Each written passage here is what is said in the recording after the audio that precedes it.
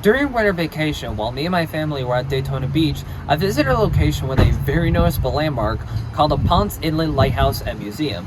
I didn't think much about it initially, but after exploring the area, by that I mean the actual place and not the model in my hand, I realized that tourists are getting a lot more than the classic challenge of going up a lighthouse and living to tell the tale.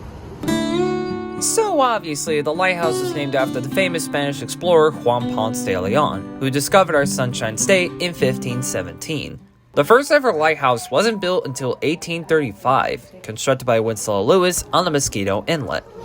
Unlike the tower we have today, this didn't last long, surviving only up to April next year due to a combination of storms, erosion, and understandably ticked off Seminoles raiding the area during the government's Indian removal efforts at the time. Despite that rough patch, the Mosquito Inlet Lighthouse had a resurrection after the purchase of 10 land acres on March 21st, 1883, and the lighthouse was completed 4 years later, the giant brick tower we see to this day. But that wasn't all. It'd be facing big changes in the 1920s, having indoor plumbing implemented, a pump house for electricity. Oh yeah, changing their name to Ponce Inlet Lighthouse to attract tourists. Things were going fine for the people living by the lighthouse, but during World War II, it became yet another base of barracks and communications for the American soldiers using the lighthouse to spot enemy aircrafts.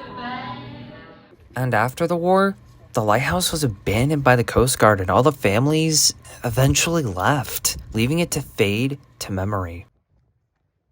Then, in 1972, the Ponce de Leon Inlet Lighthouse Preservation Association was founded to preserve the 200 years of history this land had to offer, being one of few 19th century lighthouses to still be intact, and it became recognized as a National Historic Landmark in 1998. If you want to immerse yourself in the rich old history of Florida, I definitely recommend visiting this museum. Not just for all its exhibits, but for the challenge of climbing up the lighthouse for the most breathtaking view you'll never forget.